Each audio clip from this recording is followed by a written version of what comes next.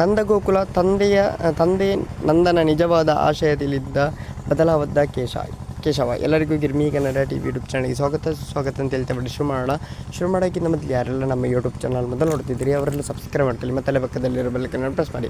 ನಂದಗೋಕುಲ ಧಾರಾವಾಹಿ ಕಲರ್ಸ್ ಕನ್ನಡದಲ್ಲಿ ಪ್ರಸಾರ ಕಾಣುತ್ತದೆ. ಎಲ್ಲರಿಂದ ಮೆಚ್ಚುಗೆ ಪಡೆದಿದೆ. ಈ ಧಾರಾವಾಹಿ ಅನೇಕರು ಇಷ್ಟಪಡುತ್ತಾರೆ.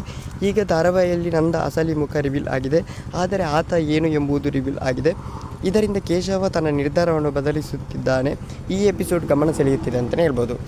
ನಂದನು ಮಕ್ಕಳಿಗೆ ಪ್ರೀತಿ ತೋರುತ್ತಾನೆ ನಿಜ, ಆದರೆ ಅದೇ ರೀತಿಯಲ್ಲಿ ಆತನಿಗೆ ಮಕ್ಕಳ ಮೇಲೆ ಸಿಟ್ಟು ಕೂಡ ಇದೆ. ಆತ ಪ್ರೀತಿ ತೋರಿಸೋದು ಹೀಗೆ, ಇದು ಮನೆಯಲ್ಲಿ ಎಲ್ಲರಿಗೂ ಗೊತ್ತಿದೆ. ಆದರೂ ಕೆಲವು ಘಟನೆ ಕೇಶವ ಕೋಪಕ್ಕೆ ಕಾರಣವಾಗಿದೆ. ಆತ ಮನೆ ಬಿಟ್ಟು ಹೋಗಲು ನಿರ್ಧರಿಸಿದ್ದಾನೆ. ಆದರೆ ಈಗ ಆತ ಬದಲಾಗಿದ್ದಾನೆ. ಮನೆ ಬಿಟ್ಟು ಹೋಗುವ ನಿರ್ಧಾರದಿಂದ ಹಿಂದೆ ಬಂದಿದ್ದಾನೆ ಅಂತಲೇ ಹೇಳಬಹುದು. ಕೇಶವ ಹಾಗೂ ಮೀನಾ ಬೆಂಗಳೂರಿಗೆ ತೆರಳಿದ್ದರು. ಈ ವೇಳೆ ಕೆಲವು ಕೆಲಸಗಳನ್ನು ಕೇಶವ ಹೇಳಲಾಗಿತ್ತು, ಆದರೆ ಆ ಕೆಲಸವನ್ನು ಅವನು ಮಾಡಲೇ ಇಲ್ಲ. ಇದೇ ಕಾರಣಕ್ಕೆ ಆತನಿಗೆ ಮೀನಾ ಜೊತೆ ಸಮಯ ಕಳೆಯಬೇಕಾಗಿತ್ತು. ಹೀಗಾಗಿ ತಂದೆ ನಂದ ಕೊಟ್ಟ ಕೆಲಸಗಳನ್ನು ಕೇಶವ ಮಾಡಲಿಲ್ಲ. ಇದರಿಂದ ನಂದ ಬೇಸರಗೊಂಡಿದ್ದನು.